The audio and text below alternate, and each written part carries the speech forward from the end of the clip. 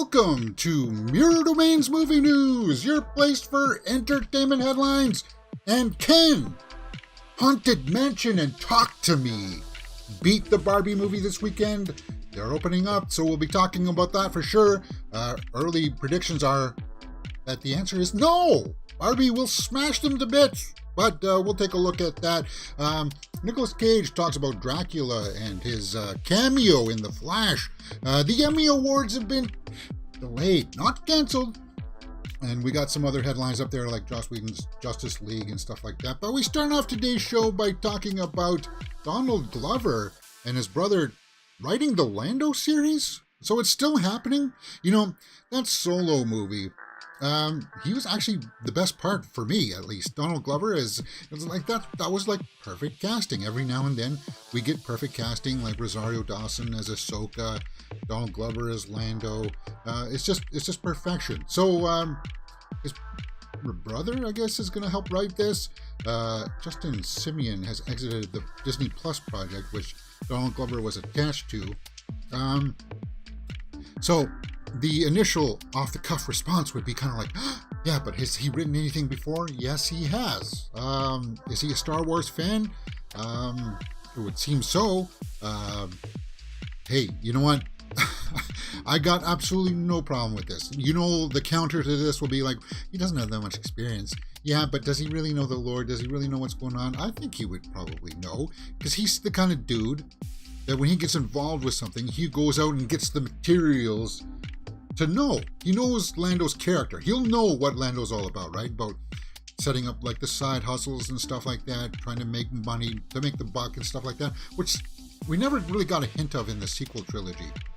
It was more just kind of like him showing up as a cameo in The Rise of Skywalker, which he should have been there from the beginning. But anyway, like the books, Heir to the Empire and stuff like that, they really got Lando. Timothy Zahn. He got Lando. I don't understand why that was so hard to get put into the movies, guys. I don't understand. So Disney announced this.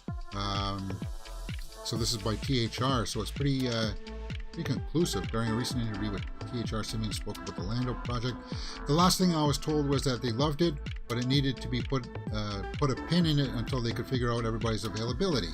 I haven't investigated further, but I'm not an idiot. I'm not alone in that experience, but I can't help but wonder, am I too black? Am I too... What?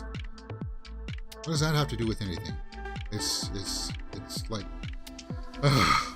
Anyway. So, Donald Glover says, I'm interested in doing anything that is going to be not... What? I'm not interested in doing anything that is going to be a waste of my time or just a paycheck. I would much rather spend time with people I enjoy. It just has to be the right thing, which I think it could be. Lando is definitely somebody I'd like to hang out with. We're talking about it. That's all I can say. So this is confirmed by THR, it said. So, yeah, it's confirmed. Stephen Glover. Do we know anything about this guy? Take a look at his writing credits. Geez, James. That's not so good.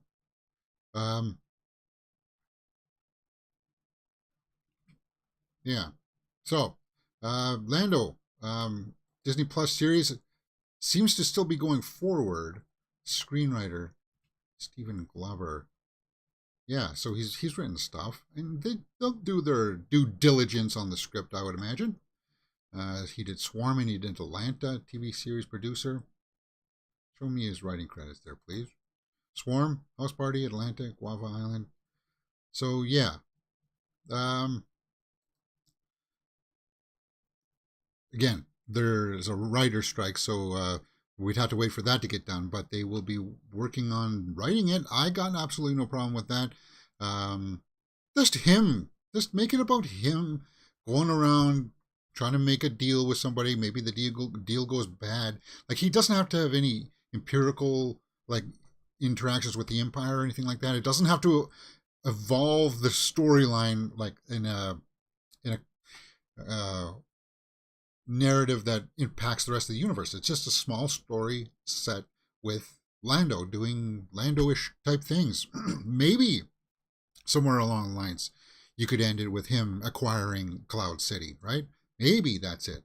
or maybe he goes to Cloud City and is like, well, I really like this place, and then he is maybe all about him trying to get a hold of that. That's what I would think. Yeah, it's up for it could be totally up in the air. It does, yeah. Anything. Our Glass Viking says, I wonder will Alden appear as Han Solo in Donald's series? I hope not. No. We just saw Alden Ehrenreich in Oppenheimer, right? Yeah, he was one of the councilmen to Robert Downey Jr. He's not Han Solo. I don't know what the Kathleen Kennedy went all in on him. He's not a bad actor. He's just not Han Solo, and that just goes to prove some actors have boundaries. Alden Ehrenreich has his boundary, and it's not Han Solo. But Donald Glover, he just fit in as Lando perfectly, and we bought it right away as soon as you saw him. That's Lando. It's like, yeah, people weren't like that with Alden. It was like, that's who they. If they just made it about some other bounty hunter and Lando just happened to be in that story, it would have been fine. But Kathleen Kennedy was just like all in.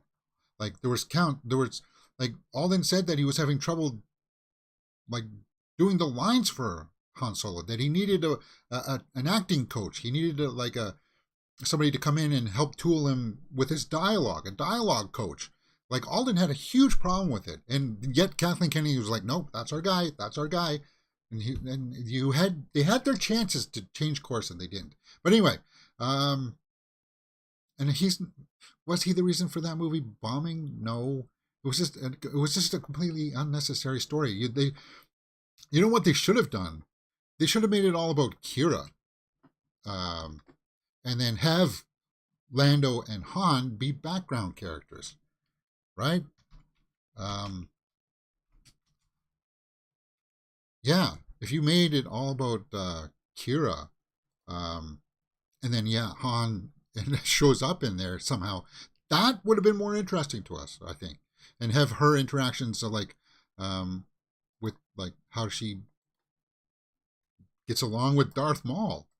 Maybe talk about Darth Maul, like instead of he's not Han Solo. He never was. He'll never be in my book. Anyway, I know that I'm turning off a lot of fans there. Whoops. But Donald Glover writing the series, guys, it'll still be a long way away. It won't be 2024. It will be like 2025 at the earliest if this strike gets solved. Yeah, that's what I would say. Chris Schobert says, hey, how's it going? But what do you guys think? Am I way off base here with my assessment of the situation? I think it's a good thing. A lot of people will question his talent. A lot of people will question his involvement in the story. He said that he doesn't want to be involved with things that he doesn't like. He'll feel like it's a waste of his time, but Lando's not a waste of his time. I want to see more. I want to see more. Fans want to see more. At least that's my reading of the room. What do you guys think? Let me know about the Donald Glover Lando story, and we will talk about it. All right, moving on. Let's go to Rosario Dawson. This came up because she's out doing the promotions now for Haunted Mansion that opens up today. That nobody's probably going to go see. But this article about Clerks 3, Rosario Dawson reacts to her character's fate in Kevin Smith movie. Now, guys, I'm a huge Clerks fan, and I like Clerks 2. I think it's borderline masterpiece. Clerks 3, not so much. I understand what he was trying to do to it, but it was kind of like a massive change in tone from the rest of the other two movies. The other two movies were comedies, like very comic book-ish things happened to it, like absurd things. Clerks 3 was more kind of like the telling of the Kevin Smith story. And it was kind of like, it took a dark, serious tone to it. It was a bummer tone because he kills off a couple of the characters. And it's kind of like, I understand that this is cathartic for you, dude, to get this off your chest and tell us the world what happened to you and stuff like that, because he had the heart attack, right? But I guess I was somebody who watched it. I was like, oh, it's not like it was just too different in tone, man. It was, but like you don't watch it to laugh. There's not like a donkey scene in this one. There's not like the Empire Strikes Back debate that they had in the first one, right? About the Death Star and stuff like that, or which one is better and stuff like that. It's not like that. So I guess she weighed in with her thoughts. When Kevin first asked me about Clerks 3, I thought they were going to do a Force Ghost Becky, but we didn't have the budget for that. But I'm so grateful that Kevin still, he had a Widowmaker heart attack and we could have lost him. Well, yeah. Um, I was upset finding out about Becky's fate. I try not to make it personal, but I tried not to take it personally, but then I got it. So I really love the movie, and the response to it has been amazing. Has it been amazing, though? Kevin Smith is just kind of, other than his podcast and his stuff like that, is anybody else talking about like his movie work? His movies just kind of like, his just, I think his movie career is pretty much done. Like and that, maybe that's what he wants to do, right? I don't know. There was talking about like Moose Jaws or something like that, but I don't think that's going to happen. I don't know. Did you guys ever see the Clerks 3 movie? Did you feel the same way, that it was kind of like a little bit upsetting? Like, I understand what he was trying to do. It's just kind of like, I like these characters. I wanted to see them happily ever after, kind of thing, right? They got together there in the end in heaven and stuff, but I was like, yeah. Anyway, talking about Rosario Dawson, let's move on. Argyle says Force Ghost Becky would have been awesome. Maybe. Opening up this weekend, guys, Rosario Dawson will be in the Haunted Mansion movie. So are you going to go out and see it? Haunted Mansion and Ahsoka star Rosario Dawson is ready for her Disney summer, but I don't think anybody else is, man. It kind of sucks because Rosario Dawson is great. Now, I will be seeing this movie tomorrow. What time was it that I was going to see it? I'm going to see it at 10:20 a.m. tomorrow. So I'll be having my straight out of the theater reaction for Haunted Mansion tomorrow, and Talk to Me. I'll be seeing Talk to Me at 2 p.m. The one Talk to Me is the one that I'm looking forward to the most. Those two, I guess horror-ish type movies. You just hear good buzz about that. But let's focus in on the Haunted Mansion first. See what people are saying about this. Our brilliant costume designer got a stormtrooper outfit. What? What does that have to do with anything? Oh, okay, so this is just an interview. But Haunted Mansion. PG-13, the 2 hours runtime. Really, guys? Doesn't have to be 2 hours. Oh. Anyway, a single mom named Gabby hires a tour guide, a psychic, a priest, and a historian to help exorcise her newly bought mansion after discovering it is inhabited by ghosts. Well, that's very close to one of my story ideas. Psychic, priest, and a historian. I wrote this script called it's called the basement. Actually, it's called the hotel. Yeah, sorry, that one's called the hotel, but it has a basement in it, and it's like haunted. And they hire in all these psychic and the priest and stuff like that to help exorcise the demons. Of course, things go bad, like really bad. And it explores that idea of like they fall into like the basement is all dark and stuff, and it goes into that idea that if you ever heard about the phenomenon, if you like miners that get caught in mines where it's like all the lights go out and stuff, eventually what happens in the darkness is that you'll start to hallucinate and you'll actually start to see things. So my story deals a little bit more like that kind of thing, like you'll actually hallucinate seeing light and seeing stuff, right? Because your brain just can't compute, right? Some people freak out, kind of thing. That's what my story was. But anyway, that's a digression. Haunted Mansion. Ben Matthias, Owen Wilson, Rosario Dawson, Danny DeVito, Jamie Lee Curtis. Good cast. Let's see what people are saying about it. Oh God, Jesus, that's not good. 40%. Ish. Do I want to see this? Well, it is 10:30 and 10:20 in the morning. It's like half price, I think, at 10:20. So, let's see what some of the snapshot reviews are saying. New York Post, Haunted Mansion? Haunted franchise, more like. Tribune News Service. Oh, no, it's Austin Chronicle here. Haunted Mansion fails because it's also trying to summon the spirit of the 1984 classic. What? There wasn't a 1984 classic called Haunted Mansion. What are you talking about? So somebody who actually liked it said, Haunted Mansion should be a new family favorite at Halloween. Okay, well, that's a good thing. You know, if it's just that kind of campy kind of stuff, but it's, critics are not liking it. And can you blame them? Did the trailer really do anything for you? Like, there's no buzz. No buzz. Owen Wilson as the priest. I'm going to have fun with that. Should have fun with that. Danny DeVito. He's cool. He's cool in my book. Big cast. On July 28th. Can this movie beat Barbie? Absolutely not. Absolutely not. Because, well, Jared Leto is the graveyard guy.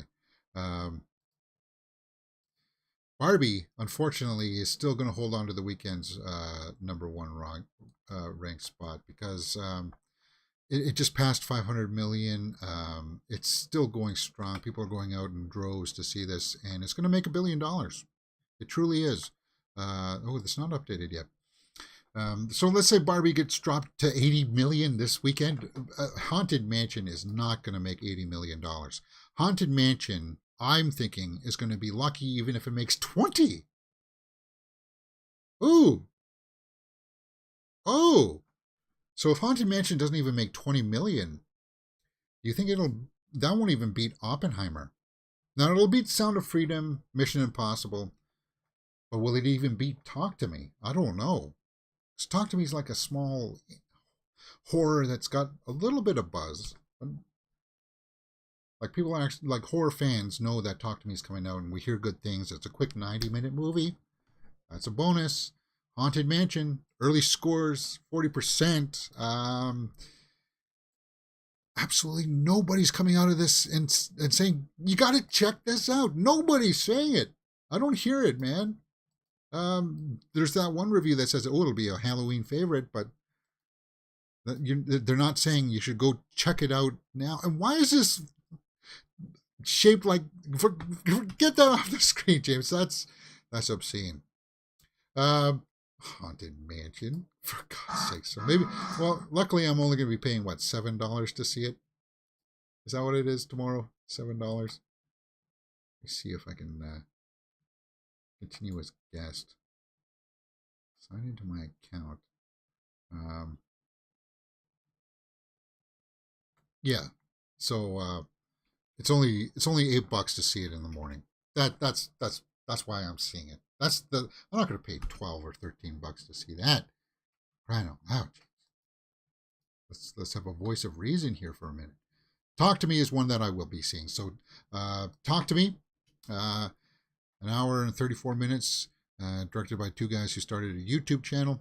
When a group of friends discover how to conjure spirits using an embalmed hand, they become hooked on the new thrill until one of them goes too far and unleashes terrifying supernatural forces. Yeah. So it's like the Demon's Paw kind of thing where you ask for a wish to talk to somebody and of course things go bad. They go really bad. Ari McCarthy, Sophia Wilde is our main character, right? And the directors apparently went to bat for her. Like the studios were like, you got to bring in somebody who's a name. You got to bring somebody who people will recognize. And they saw her audition or they saw her work in the past and said, we want her. We want her. And you can see her there. That looks creepy, man. So they went all in with her. And I am looking forward to this one. Let's see what people are saying about this. 95 by the critics, 78 by the audience. So the audience they're not resonating as much as the critics. Let's see what people are saying. Financial Times, Talk to Me may not be elevated as such, but it's certainly lifted a good few notches above the ghoulish norm. Okay. Yeah, it's as I said, it's got the slight buzz. It doesn't have the smile like last year's Smile. It doesn't have that buzz, but it's kind of hopefully going to be just like nice quality horror film this weekend that I'll sit with my popcorn and go, Now this is my heaven, right? This is my church.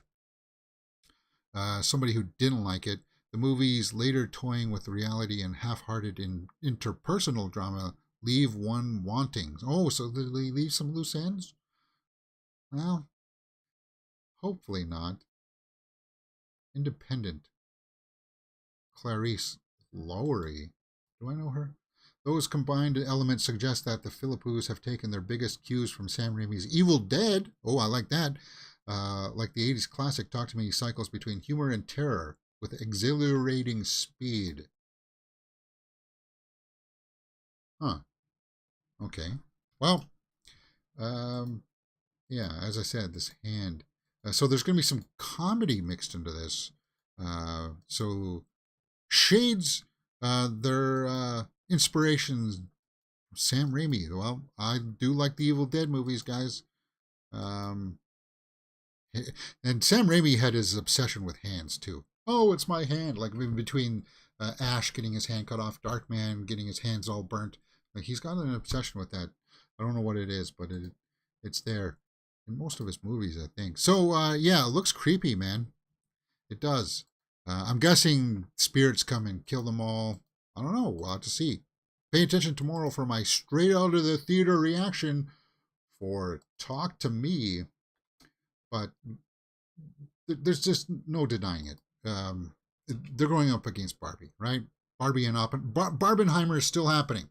Nobody's done yet with Barbenheimer. The people that were too timid to go out and see it opening weekend, they're going to go out this weekend because because people are coming out of Barbie, people are coming out of Oppenheimer saying you got to check this out. Nobody's doing that for Haunted Mansion. Few people are doing it for Talk to Me, but we'll have to see. Barbie ends its first week with 258 million, and Oppenheimer too. It's a haunting movie, man. That's a haunting movie, right? Um, that the Barbenheimer wall. What do you guys think? What's going to happen this weekend? Is it? I'm thinking Barbie number one. Oppenheimer will probably drop down to about 40, 35 million. So I think it'll go Barbie, Oppenheimer, Haunted Mansion, Talk to Me, and then Sound of Freedom. Because unless Mission Impossible somehow leapfrogs Sound of Freedom, but Sound of Freedom is going to get some international releases now, so that may get more. And if Sound of Freedom beats Talk to Me, or like say Sound of Freedom has been hanging around 20 million for the last couple of weeks. Like it hasn't. It's just hung around there. Everything else has moved around, but Sound of Freedom is just hung around there. So if Talk to Me or Haunted Mansion doesn't make $20 million, Sound of Freedom is going to beat it. And Sound of Freedom is that conspiracy movie kind of thing, right? I don't know. I do not know. What do you guys think? He-Man was a bit too ambitious for Kevin. I watched the first season of his version of He-Man. I didn't watch the second half because they broke it into two parts. I need to somewhere get to finishing it. I didn't hate it. It just didn't get me enthralled, right? Chris Schober says, did you hear that Kathleen Kennedy's not getting her contract renewed? That sounds great news for Star Wars franchise. Yeah, she needs to move on. It's time to move on. What are you doing there, Kathleen? Are you just spinning your wheels? Nothing's working. You're using the old models to try to push out these movies. Like Indiana Jones, you used the old model, and it just didn't work. It didn't work. You'd have to go back to reimagining the wheel for some of these. Oh, no, you don't even have to reimagine the wheel. Just give the fans what they want. Put together rooms with fans and ask them, what do you want to see? Okay, we'll make that. It's not really all that hard. And then hire a director that will do that. Don't hire a director that'll come in and say, well, oh, Force Awakens set up all these things. Nah, we're not doing any of that. Well, just I'll make my own story. Okay, no. You shouldn't yeah. Anyway, we've been over that for a long time. Arglass says, I'm hoping Haunted Mansion is 2 hours of special effects and humor. Well, me too. I'm hoping that I'm going to come out of Haunted Mansion and just be kind of like, wow, I was entertained, right? Arglass Viking says things that are not boding well for Blue Beetle. August is going to be too slim pickings at the box office, maybe. Well, on top of that, you got Ninja Turtles coming out as well, right? I think Rian Johnson's Star Wars trilogy is still happening. No, Rian Johnson's Star Wars is not happening. It's 100% done, and I think he knows it too. But yeah, you're right there, Arglass. We can go to that right now. Let's talk about that because after this weekend, after these two kind of horror movies come out, Ninja Turtles comes out, and that kicks us off in August, right? Now this opens up against Meg 2. So we got Teenage Mutant Ninja Turtles and Meg 2, and then we got what I'm looking forward to in Gran Turismo. But we hear great things about TMNT, Mutant Mayhem, and I hope that I go to this movie too, and I come out of this and I'm like, ooh, this TMNT actually kind of gets it. I was wrong about the trailers, guys. I dig it. That's what I want to say when I see the new TMNT, but I'm just kind of like, ooh, I don't know, man. Seth Rogen produced Toon reboots. Look is fresher than its script. So after this weekend, Barbenheimer will, I think, TMNT will take back the #1 spot, or maybe even Meg 2. I don't know. No, TMNT and then Meg 2. Well, yeah. But we are full blown into the summer here, so it's kind of like, TMNT. The reviews are good for it. Let's see if I got a review. Is Teenage Mutant Ninja Turtles up here yet? Yeah, 97%. 98%. 41 reviews. So yeah, people are digging it, man.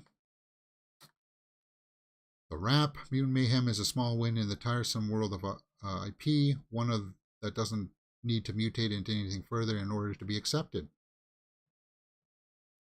Okay, well, we'll get more into that next week, guys. My criticism was just about I'm not a big fan of the animation style, but I'll get over that. And Donatello's voice just being too young. Minor things, surface level things. Because if the story delivers, I will give it a fair shake, and I will let you guys know.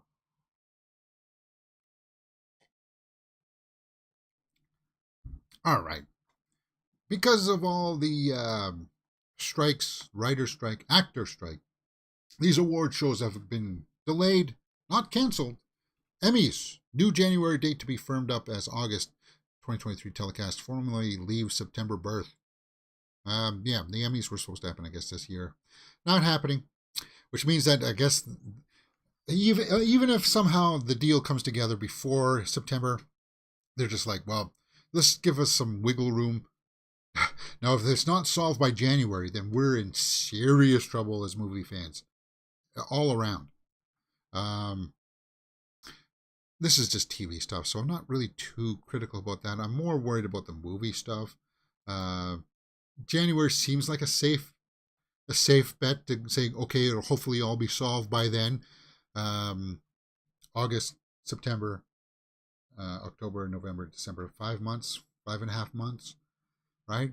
That seems like a safe amount of bet, because once people start to lose money, like the studios, they say they want to dig in, but once they start to lose some of their bottom line too, they'll be like, well, this can't happen, guys, right?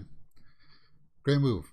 Move them to January forever and start a natural year window, not a broadcast window. Yeah, enough with this broadcast window BS. This is what's starting to kill this stuff too. Like, have the Oscars in... Yeah, I don't know.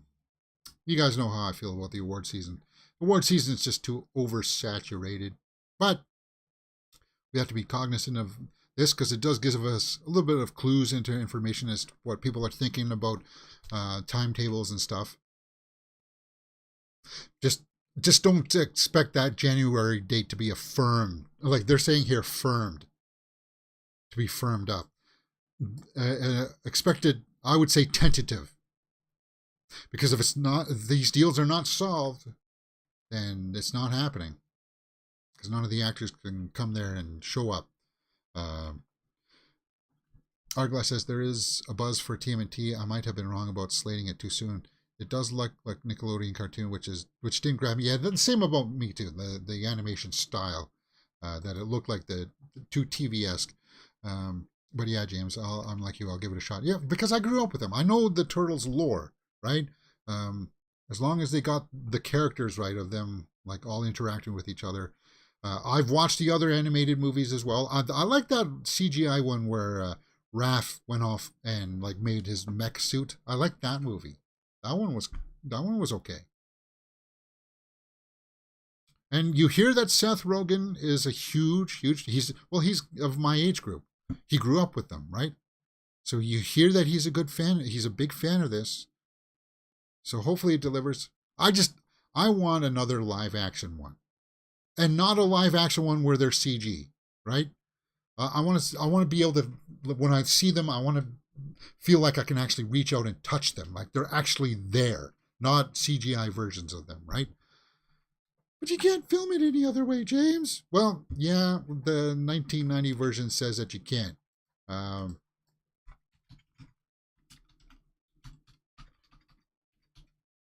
and I'll say this: why can't uh, why can't you use somewhat practical suits and then use CGI to clean up like the necklines and stuff like that? Why can't you? Because you cannot see. There's just a tangibility about them. I know it looks dated now for some people who are just seeing it for the first time, but man, it was awesome. And they got Raph and Leo, those quarrels, right in that movie. And I thought she was a good April O'Neil too. But anyway, some like maybe we should do a watch along for that one. Where is it? Does Netflix have it? Can we watch it before next weekend? Maybe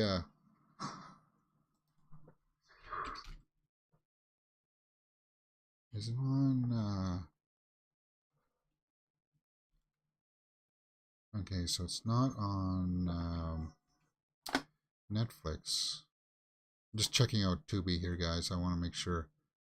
Uh, where is TMNT? Transformers Generation 1. Nope. Where would that be streaming? I thought it was streaming on Netflix.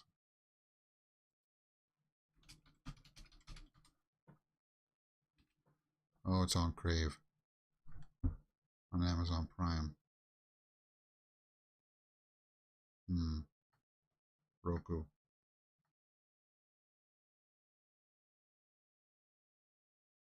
Huh. You think that they would be going full board with that, right? Just, hey, if I could find a copy of that, I would love to watch that with you guys. Do a watch along for that. We need you. I'll put that in the queue somewhere. I'll keep my eye out for it. All right. Where are we at? Bill Skarsgard or Nicolas Cage. Let's get into some Nicolas Cage. We like Nicolas Cage here, right? I'm glad I didn't blink. Nicolas Cage breaks silence on his Flash's cameo. Yeah, see now, his head looks a little bit too big here. Um, but it was just cool to see conceptually. Uh, here, and okay, at first glance, it doesn't look. It still looks a little bit questionable. His chest, his head is too big there. But it was funny to see that they had the big spider in the background because we all heard the Kevin Smith story that he was going to fight like a big spider and stuff like that. Let's see what he said about his cameo here. The Flash, particular character. Quote, well, I was glad I didn't blink. For me, it was the feeling of being actualized. Even that look for that particular character, finally seeing it on the screen, was satisfying. But as I said, it was quick. Yeah, well, we've seen test photos or test screening footage of him putting on different types of suits for the Death of Superman Lives by John Schnepp. If you ever watched that, guys, check that out from the late, great John Schnepp. He did a documentary about that movie about Nicolas Cage as Superman, and you got to see footage of him actually trying on costumes and stuff like that, and that was such a great documentary too. It was, yeah, I agree with Nicolas Cage's sentiment. It was kind of actually cool to see it actualized. I just wish that the CGI was better. They overextended themselves, and they should have just made like, why couldn't you have him just come in, put it on, and de-age him, or even have him the age that he is now? Put the wig on him and let him just Let's just see what that Superman would have been like, right? There's also talks about Nicolas Cage. Even though that Renfield was a disappointment at the box office, that he says that he would not be unopposed to coming back as the Dracula. So that's cool. We do like Nicolas Cage here. He's having a bit of a resurgence, even though, as I said, some of the movies aren't resonating. Like The Flash was a bomb. Renfield didn't perform all that great, but I liked him in it. I liked him in Renfield. Flash's cameo, it is what it is.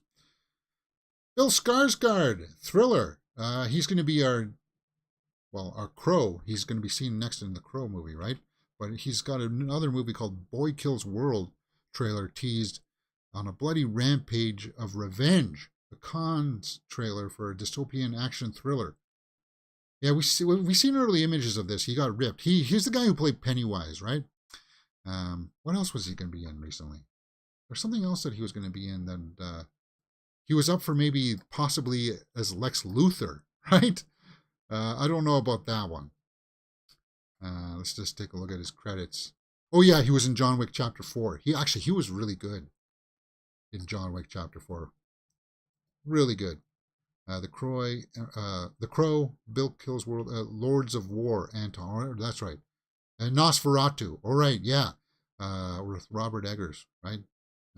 He's going to be Count Orlok. He's going to be a vampire.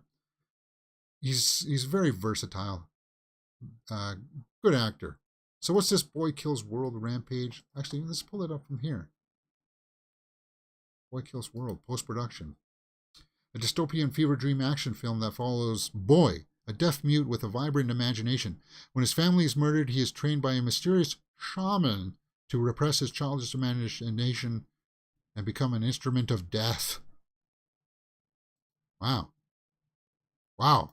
And they said bloody, and bloody indeed. Who's this actress? Is that the shaman? Is she playing the shaman? Jessica Roth? Or Roth? I don't know how to pronounce it. Famke Janssen's in this. Cool. Charlton Copley. Cool. We haven't seen him in a hot minute.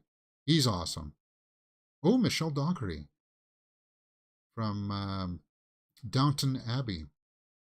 She's cool. I liked her in The Gentleman. She's a good actress too. She really is. Need to see her career flourish. Charlton, yeah, he was in Beast last year with Idris Elba.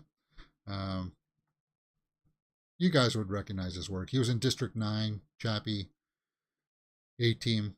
He was also in something called The Pit or something, wasn't it? Was it called The Pit? He was in the Old Boy remake as well. I actually, guys, I know it's heresy for me to say, but I prefer the North American version of Old Boy because of Charlton Copley, because of Pom Klementieff, the girl who played Mantis. She's in that. And I think it's Josh Brolin's best work. And that's including No Country for Old Men. I think Old Boy's better. Open Grave. Open Grave is the one I was thinking about.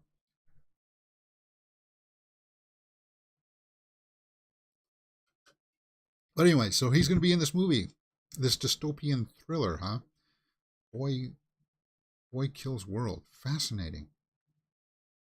So apparently a trailer has dropped. It's leaked, though. It's a leaked trailer. So when the official one drops, I'll give you my thoughts on it, because I do like Skarsgard. I think he's good. There's a TMNT live action works. I heard. Is there Hourglass? Chris Over, I heard that Keanu Reeves' character as John Wick movies franchises might join Star. No, get out of here. I can't believe I even read that. No, that's not happening. That's farcical. That's Happy Friday. Have you been putting something in that glass? Joss Whedon. Let's talk about this justice.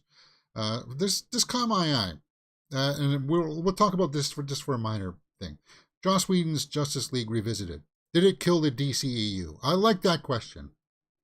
Did it kill the DCEU? No. Sadly, it was B versus S that killed the DCEU. You know why? That's my estimation. because they killed Superman in the second story out. Like, what the heck are you doing, man?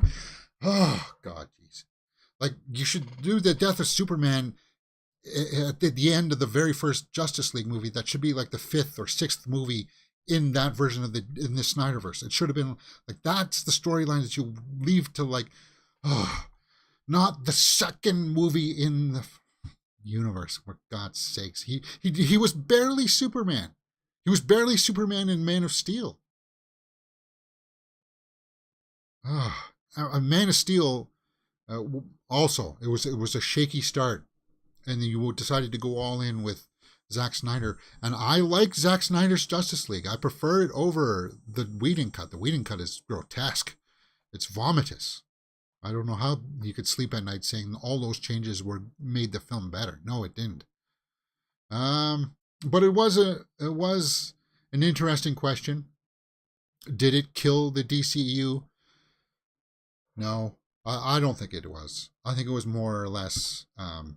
Plus, then all the stuff with Ezra Miller didn't help. 1984, Wonder Woman 1984 didn't help.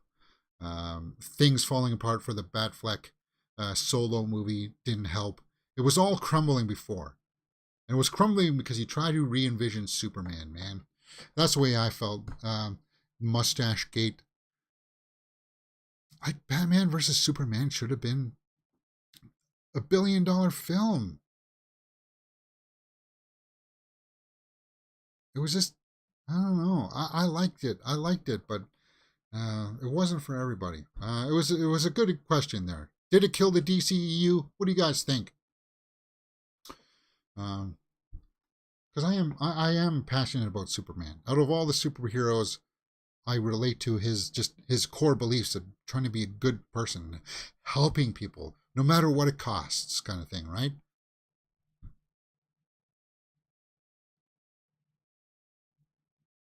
All right. Where are we at? That's all I got. So what we will do, because it's Friday, guys, I will pull up the Reddit Roundup, and we'll see if there's any juicy stories there to talk about.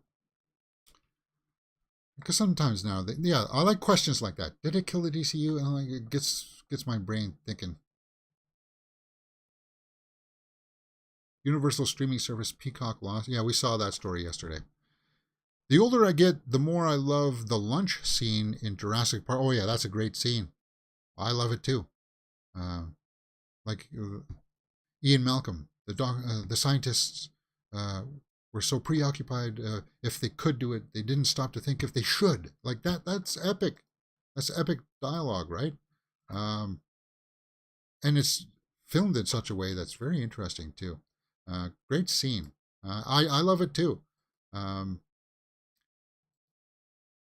Richard Attenborough too. He played that very well.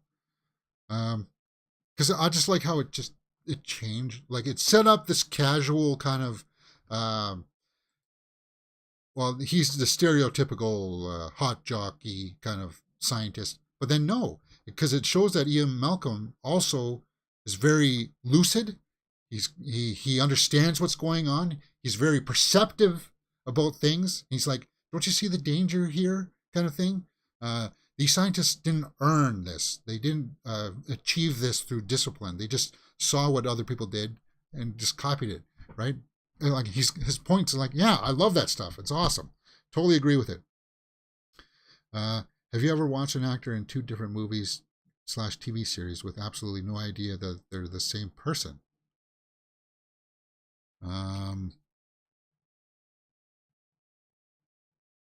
No, I don't know about that one. Movie lines that give you chills. For me, I'll give you Darth Vader. Darth Vader said a couple of ones that give me chills. Return of the Jedi. When Luke surrenders to himself and he's like, "Come with me," and then he turns around and says, "It's too late for me, son." Like, just thinking about that one right now gives me chills. Like, it's too late for me, son. Like, the fact that he said son after that was like, that's like the small glimmer of hope that as an audience we like subliminally interpreted it, and it's like, please come save me kind of thing. Like, yeah, that one gives me chills. Bourne, I need someone to bring me in. That gave you chills, Jason Bourne. Tombstone, Wyatt Earp is my friend. Oh yeah, there's a lot of good ones in Tombstone as well. You tell them hell's coming with me. Yeah. Oh. Any other good lines here that step out? Uh, Magneto is a villain. I've been at the mercy of men just following orders. Never again. Yeah, Magneto had a lot of good lines too.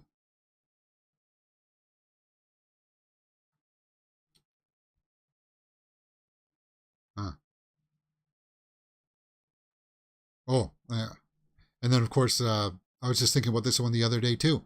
Um, Godfather 1, when Michael goes to Vegas and he kind of reprimands his older brother there, right? Uh, he's like, uh, what is it? Uh,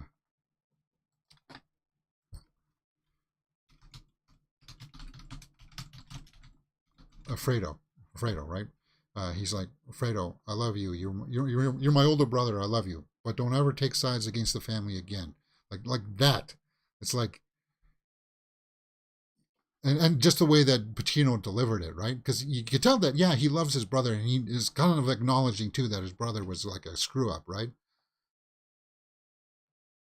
But just that line, don't ever take sides against the family again. It's like, hmm. Hell or High Water, when Chris Pine asked Ben Foster why he agreed to rob the bank with him. Yeah,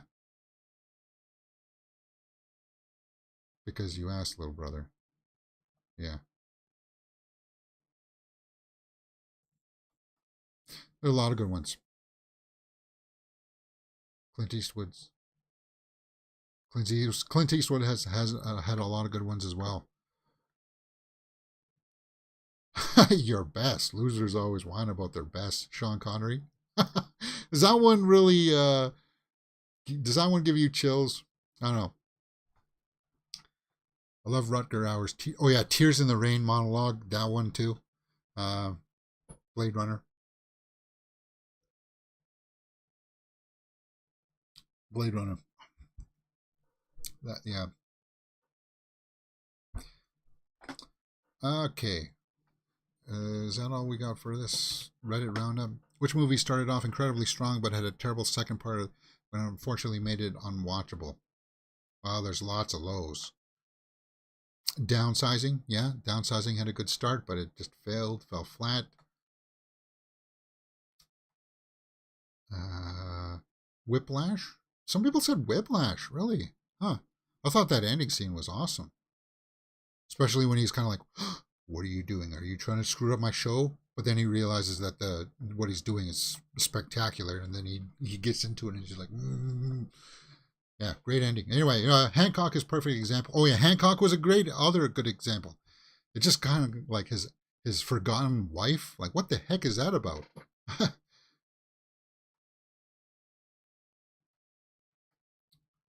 There's been other ones.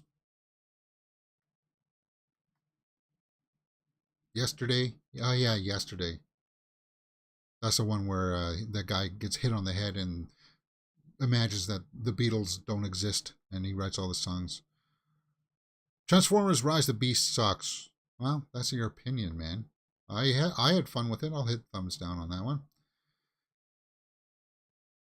First image from Pablo's El Conde is not dead, but an aged vampire. Okay, aged vampire. Close Encounters of the Third Kind. Revisiting $1 Million Baby. Yeah, that one is.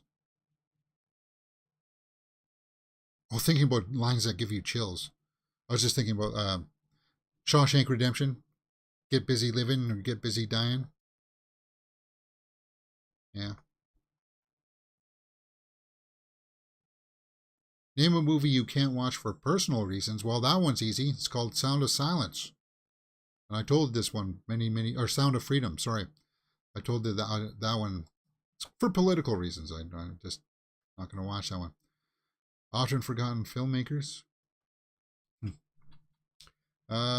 Chris Over. In Rogue One, A Star Wars Story gives me chills at the ending when he just took out all those stormtroopers. Oh yeah, with Vader. Yeah. Rogue One that's by far the best Disney Star Wars. It still is. Like that ending. And I'm glad that they didn't go with the ending where they survived at the end. Yeah. All right. Let's round out the show. Let's round out the week by going over the old Twitterverse and seeing if we missed anything trending. Talk to Me. The film is officially certified on Rotten Tomatoes. Yep, we saw that. Jeremy Allen White. I don't know who the heck he is. Aubrey Plaza has submitted the White Lotus episode as their 2023 Emmy Award submission. Well, I do like Aubrey Plaza. Pedro Pascal has submitted the Last of Us Kin episode for his... Yeah, I hope... Last of Us was so good, wasn't it? We had so much fun. Well, not fun, but we enjoyed that series here on the channel, right? Why is Best Buy trending? Is it going under?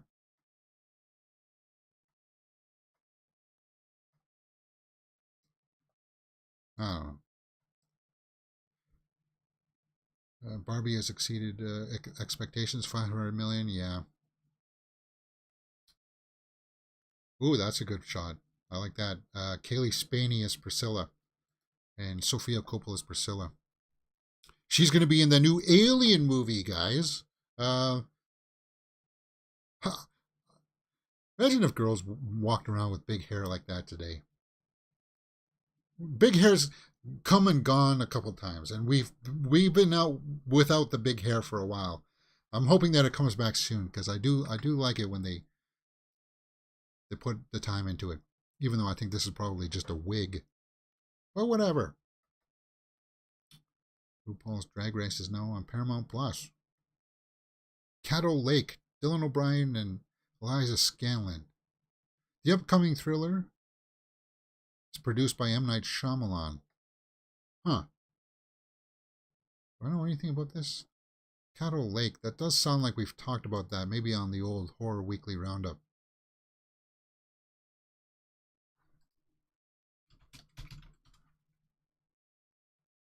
It does sound vaguely familiar. When an 8-year-old girl disappears on Caddo Lake, a series of past deaths and disappearances begin to link together, altering a broken family's history. Lauren Ambrose, Eliza Scanlon, Dylan O'Brien. Fascinating.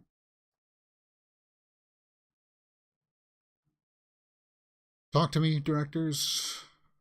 There's Meryl Streep and Selena Gomez.